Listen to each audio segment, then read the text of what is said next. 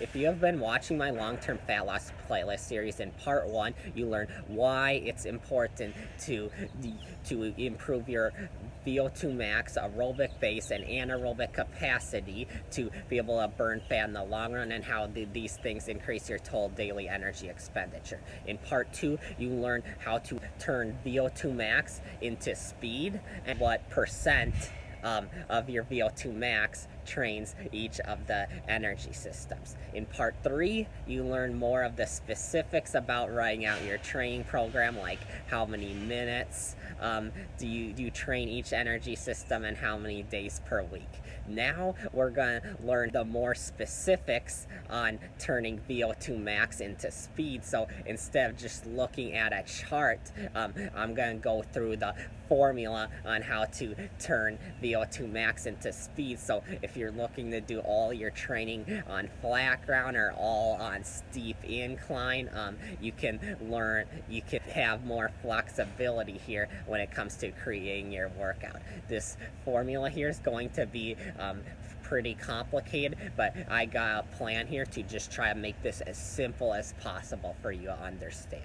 All right, so if you're running outside, let's say, or you're running on a treadmill but you aren't going to have any incline at all, you would want to use this top blue formula there to convert your speed to VO2 max. So, and this formula here is only for running. It doesn't work for walking. I'll make another video on how to turn speed into VO2 max for walking.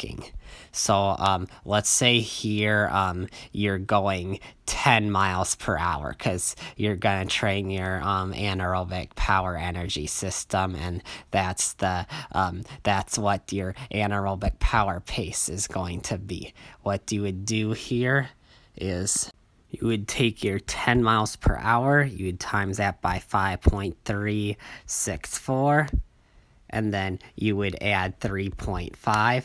And then that would be your VO2 max you're running at. So it's pretty simple here. You just take that 5.364 times your miles per hour and then add 3.5. Make sure you do the part with the parentheses first.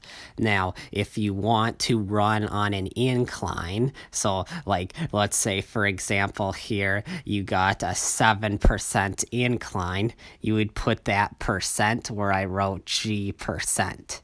And then you would fill in the how many miles per hour. So let's say you were going 8 miles per hour at a 7% incline. You would do 5.364 times 8, and then you'd do plus 24.14 times 8 again, and then times your 7% incline plus 3.5.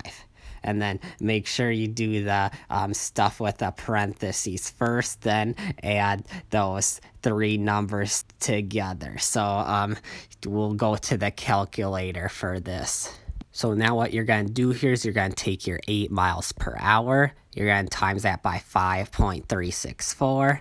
And then this comes out to 42.912, okay? So you got to remember that number here.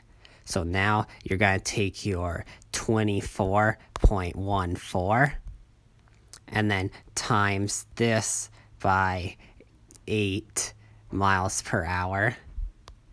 And then you're going to times this by your incline. So your incline's 7%. So you don't just times this by 7. You got to times this by 0.07 because that's what 7% equals. So you got to divide that 7 by 100 to find out that percent. And then this comes out to 13.5184. Now, what you got to do is you got to add that number I said to remember, that 42.912, and then you got to add 3.5. So right here, this comes out to 59.9. So that would be the VO2 max you would be running at if you were going 8 miles per hour with a 7% incline. So it's very important here that for this grade that if you're going at 7%, you got to put in 0.07.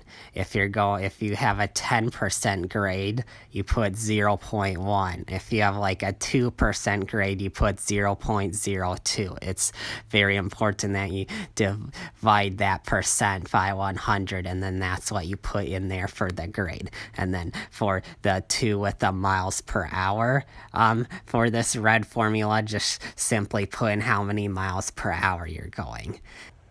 Alright, so I know it was a lot of information here, but just to keep things simple, if you don't have an incline, just only use the top formula. You only have to fill in one thing, the speed, miles per hour. Now, if you're doing your running and incline, just only use the bottom formula. You only have 2 things to fill in, your speed, you fill that in twice, and then your percent incline. So make sure you subscribe to my YouTube channel so you don't miss out on my walking formula to turn speed into VO2 Max if you need that. But most importantly, make sure you don't miss out on my video where I show you how to use points to make sure you're not overtraining using that Jack Daniels book.